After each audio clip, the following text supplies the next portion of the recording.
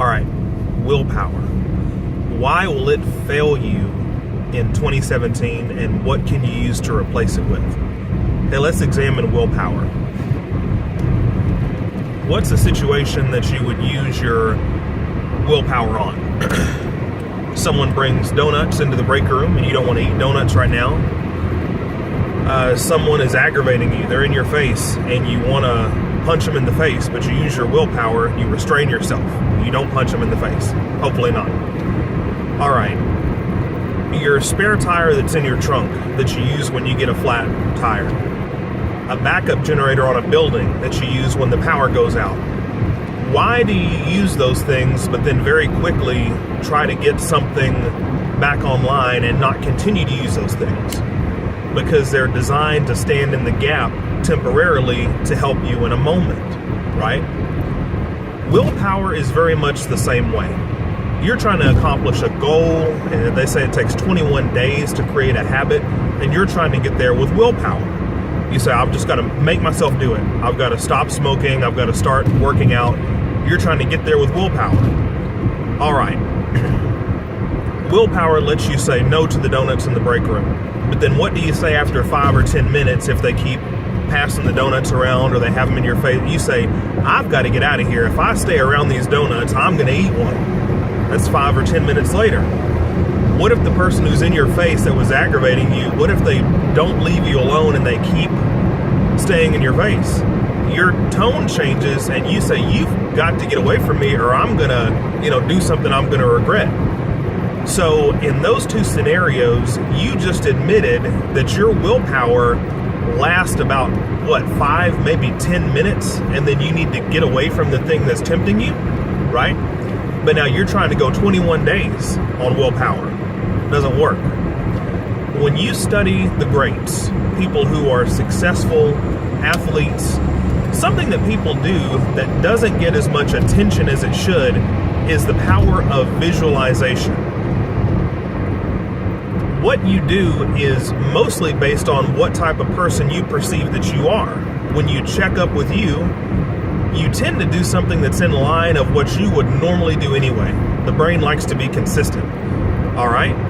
So the best way to feel like the type of person who would do the habit or stop doing the habit you want to do is to have a track record of doing it successfully. But that's kind of tricky. If you can't get in the habit, it's hard to have a track record of the habit to refer back to. So the next best thing is visualization, because your subconscious mind cannot tell the difference between something you vividly imagined and something that you've actually done.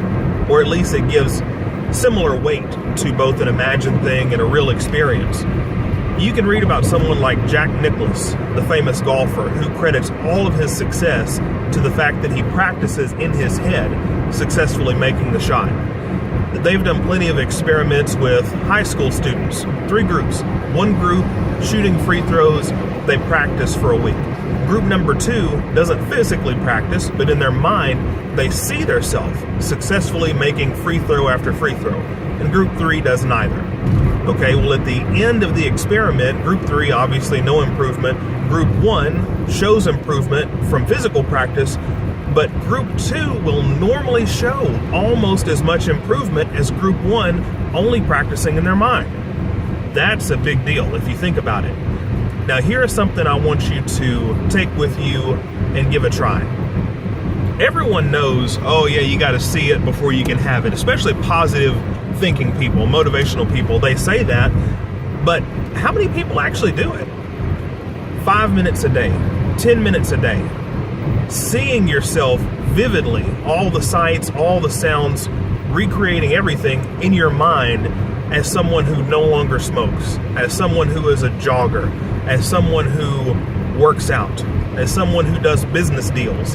Have you ever tried to sit down and for 5 minutes hold that imagination? If you've not done it before, it's going to be a lot harder than you think it'll be. Actually, after the first minute, the mind normally goes from the thing you were trying to focus on to something that's kind of random, rabbit trail. And then you'll notice by 3 or 4 minutes in, most people have drifted over to a point of conflict or stress in their life.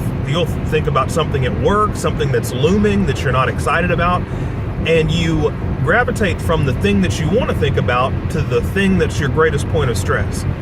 If that correlates, is it any wonder that we have these small windows of time in life where we do things that we enjoy doing, but a lot of our lives are around stress and conflict? Could it be because that's where our mind goes?